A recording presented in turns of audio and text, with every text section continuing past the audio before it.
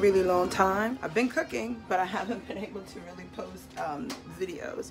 Today I'm gonna do something kind of different. It's still connected to us, our heritage, and what I'm trying to do here, which is not only celebrate our culture and our food that makes up our culture, but to think about the Virgin Islands as a whole as a melting pot of cooking and food. Virgin Islands food is very different from, like, for example, Jamaican food. That has much to do with how we were colonized. It is the island of 7 flags, and different nations have planted their flags that here, well, I'm coming from in my kitchen in the States, but several European countries planted their flag on St. Croix the years preceding us being owned by the Danes for several hundred years, and then of course the transfer to the US. We can't forget about its geography. Puerto Rico is right next door to us, and our food melds. We have influenced each other. Colonial roots, our geographical proximity to Latin cultures, but there's also something else, part of what I'm going to be making today. So what we're doing today is making a dish that was taught to be by a friend many years ago. Necessarily a Crucian dish, it isn't. But let me tell you, it's something that can be made cheaply, easy, last for a long time, nutritious, and fill you up. So you're gonna need rice. I personally prefer arroz rico. When I can get it here up in the States, I get it because it is the best. This is from Puerto Rico, and we're gonna use long grain. You need extra virgin olive oil, you need black beans, of course Goya is my favorite, but you can literally use any black beans. You're gonna need a little salt, black pepper, 1 clove of garlic, and in the past I used to use adobo to kind of give it a kick, but I have found this new blend of seasonings that I really like, and it's more herbaceous than adobo. So it has the vegetables, the herbs, everything that are part of Crucian seasoning and cooking. And then of course you're going to need ground beef. I like to use the 80-20 ground beef, but of course you know you have to start by washing the rice. Okay, so the first thing we have to do, as all good West Indians know, is to wash our rice. I haven't even started washing it yet, but look, this is the reason why. Just so people know, rice when it is harvested and packaged is not done in the neatest and cleanest way. It's not their job to make sure that we don't get rocks, pebbles, or little weird flecks. In your bowl, wash, clean. I'm using my left hand so it doesn't look as smooth because I'm using the right hand to use my camera. Okay, and you see how the water is cloudy? Even my hand is cloudy. You want to pour that out. And the rice is not ready yet because guess what? You gotta rinse it again. I'm gonna have to put my camera down so that I can wash my rice. Okay, so in here we have 1.5 cups of long grain rice. We're going to take it to boil and cook it. If you're wondering about how much water to put in, just use the old Uncle Roger test. And if it goes up to your knuckle, the second knuckle, you're good, okay? So you just use that. Don't forget to add a little salt and a little olive oil into your rice. Okay, the rice is boiling. It's bubbling and it has a little foam to it. If you're ever wondering when is the right boiling state for your rice, this is it. We've already put in a little salt. So now is the time to add a little bit of oil. A little oil. And you give it a stir. And that's really gonna be the last time you stir until it's done. So now you have to put it on low, and that's how you cook it. This is your next move. While the rice is cooking, you're stuffing, you want to wash off the black beans. Okay, so the beans are rinsed off. There is olive oil in the pan. But before we add our meat, we have to season the oil. And the way we're gonna do it is with garlic. But what you're not going to do is you're not going to peel or chop this garlic. Just mash it. Just mash it a bit until it splits open. You see here? Because what's going to happen is you're going to pull these. I don't want the garlic flavor to be too intense. So we throw that in there. And we're going to turn on the heat and start cooking. The rice is looking good. Some of you may say, I don't think she put enough water in that. Put the bare minimum of water because we're not going to be serving this rice. We're going to mix it in. And so in a way, we want the grains to hold their structure. So we cook them at the bare minimum time because once it goes into this pot with the rest of the ingredients, it will absorb moisture. And the last thing you want is mushy rice for this recipe. Okay, this is good. The pan is heating up. And so now we just want to add our beef. It's about 1 1/4 pound, 1 1/4 maybe. No more than 1.5 pounds. You put the meat in, and just break it up and cook it.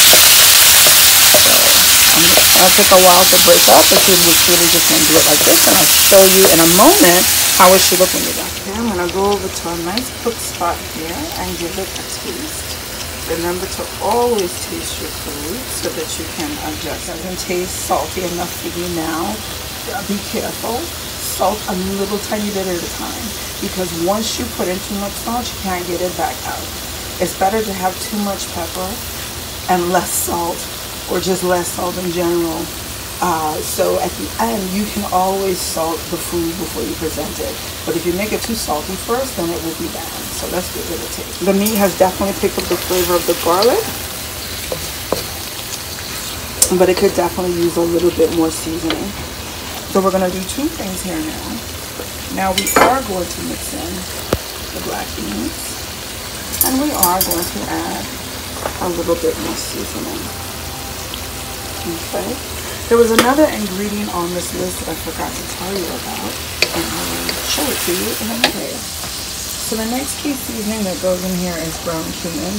Cumin isn't necessarily something we use a lot of in VI cooking, but we do have cumin inside of seasonings we use a lot, like adobo. So again, this is by taste. Cumin is extremely intense. So don't put too much in at the same time. It's kind of like salt. And what we do to kind of give it that a touch of island flavor is literally a pinch of allspice. Okay? So now we want to cook these. We want to turn the heat down a little bit. So while this is cooking, I'm going to tell you why. So here's the reason why I'm making this dish. Again, I kind of explained at the beginning how we want to look at and examine how our cultures have merged. Those of us who were once under colonization in the Caribbean, they brought influences that we use and continue to use this day, but we also used African techniques. We also use foods that we brought with us from Africa. But why do I do this one that seems to be Argentinian and Cuban in nature? Well, it reminds me of my grandfather, my granddaddy Cuba. Of course, his name was Jay. Everybody called him Cuba. We called him Granddaddy Cuba, but everybody called him Cuba. Okay? And why do they call him that? Because my grandfather spent many, many years in Cuba. See, there was a point in time when the Panama Canal was being created, and the people who were developing it, including folks from the United States and all over, who had a vested interest in this, had to clear out that swampland that is in between that isthmus in Panama. You know, you had literally digging through a country. So who were they going to put on that? You know good and doggone well they were not going to find a bunch of people from the States to go and do that. So they hired West Indian. And my grandfather, along with many of his friends there on St. Croix, were given a choice in terms of making money. They could either go to Panama and the Panama Canal and help dig that out and make a lot of money, or they could go to Cuba and help with sugarcane growth and harvesting. My grandfather, my granddaddy Cuba, decided to go to Cuba, and that was a good thing because almost all of his buddies who went to the Panama Canal died from yellow fever. My grandfather introduced me to different touches of Cuban cooking. My first introduction to coffee was Cuban style coffee made by him. But let's just say that when I have this, I'm reminded of him because he talked about eating black beans when we would be eating red peas and rice, or pigeon peas and rice, he would talk about, you know, how he once ate black beans. So I like this recipe because it does take things that are familiar to us. It takes the rice, it takes the meat, it takes the seasonings, the very, very herbaceous Crucian style seasoning, and it takes the beans together. And I can't help but think about him, and can't help but think about my friend who helped me learn this dish, and sharing his Cuban roots. And so I wanted to share it with you all, because I'm sure my story is not that unique, that you may also have had grandfathers, uncles, whoever from a long time ago who ended up going to Cuba instead of Panama Canal. And thank God for that, right? Because that means we got to keep them for a long time. So this is a very good look, and a lot of the excess moisture has blended off. It has cooked down beautifully. And what I'm going to do now is I'm going to take it off, turn the heat off. I'm going to pick out the garlic cloves, and then I'm going to show you how to mash the rest of this thing up. Okay, so what have I done here that's special? Nothing. I just dropped the rice in it. This is the time when I like to switch spoons. Taking out the garlic cloves, and now your job is just to mix this. And I'll show you what it should look like. Okay, this is how it should look. It should be a nice even blend of the meat, the rice, and the beans. Shit with a pat of butter, and then I also gave it a taste. It definitely needed a little bit more salt and seasoning, so that's what you do. You a little bit at a time. Warning I will give you, I'm giving a little bit more cumin, is what my mother taught me. Be careful with the heat, because you taste something when it's hot and you say, oh, there's not enough salt in it, but in fact there is enough. You just have to give it a chance to cool to taste it. Okay, how easy was that, right? It's done. Again, you want to let this sit so it can, you know, not necessarily get to room temperature or cold, but to give a chance for those flavors to meld in. I topped it with a little fresh chopped parsley, because parsley is a herb that we use and appreciate very much in Crucian cooking. Dinner's not quite done yet, because now we have to fry the plantain to go along with it and really make this a nice island meal. Okay, I'm back. I was looking at the eclipse and I realized I looked haggard, so I tried my best to do a little something for you with some lipstick. And I put on my Madras, because this is a Crucian kitchen. What we're gonna do now is we are going to fry the plantain and finish up our dish. If you have never fried plantain before, and it's not plantain, it's plantain, okay? If you've never cooked it before, the key is to heat the oil up slowly. See, it's on a low speed because you want to heat it up slowly. So it's been heating up slowly enough for a bit. So now I'm going to turn it to medium.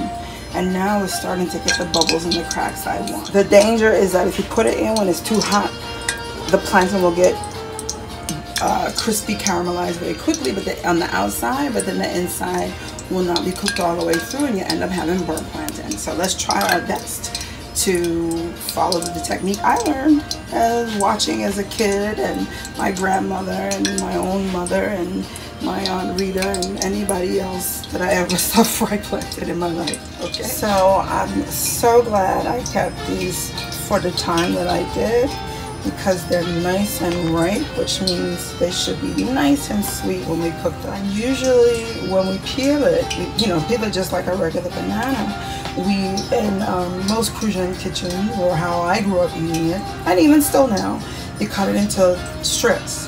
But we're using a small pot today because this is for a modern Crucian kitchen for women like me, or people like me who are busy, have families, and I promised you I would make this a two-pot meal. So the rice and whatnot is over here in this one pot, and the rice and beans and the meat. And then this was the pot I cooked the rice in. I washed it out, and now we're gonna fry plantain. Okay, so plantain has been peeled, chopped, and prepped. As you see, I didn't go lengthwise. I made them in the shape of like how you would cut it if you were gonna make maduras, the sweet fried plantain of the Puerto Ricans and I think most Latinos enjoy. So now we're just gonna put it in. Don't crowd it up. That's a nice bubble we're getting. Don't drop it because I just dropped that one, but don't drop it. Put it in the pan gently. Okay? Watch me one more time because this is the last one I can put in. I'm going to put in a small one. You put in too many, it won't cook right. See? Just drop it in soft like that. And let it fry. Okay? Looking good, looking good. I might party for another 30 seconds or so just to be sure. You see, when you take them out, they sort of puff up in the pan. When you take them out, they settle down. And they even look a little darker. That's food science. As food cools down, you know, fried food cools down, it gets darker. But trust me, this is so sweet. The whole house smells like sweet fried plantain, and I'm sneaking a piece before my son comes because he loves plantain so much. And he loves this dish, so he's gonna be a happy boy. And okay, here we are, final finished product. I never knew the name of this. I always just call it Rafa's rice because that was his nickname. This is traditionally sort of a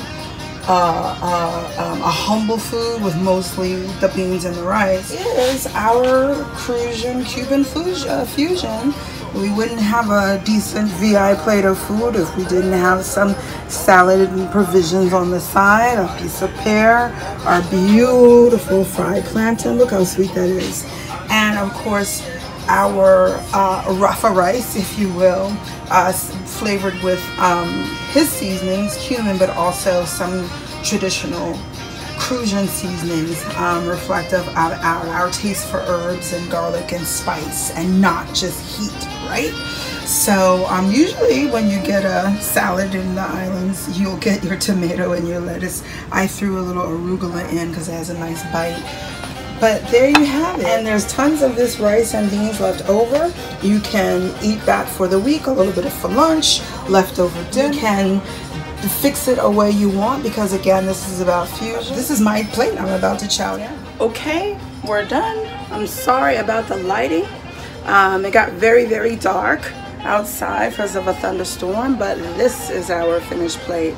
I really hope that you enjoyed the music today. That is my cousin Pikey, Dimitri Pikey Coatman, playing in the back. This is what I hope you remember. This may not necessarily be directly authentically Crucian, but kind of the point in this is to show how our cultures as a result of colonialism have merged us all, and whether we eat the same thing the same way or not, these are some of the ingredients that were brought over from Africa that existed already in the tropics, and we had to do the best we had to do to make food palatable, last long, and feed our families nutritiously. So I hope that you enjoyed this little twist. Next time I come back, you'll see me showing you how to make dumb bread, which should be easy because it's based on a Johnny cake recipe. I will also show you how to make Crucian pound salt seasoning, okay? So enjoy. Thank you for watching.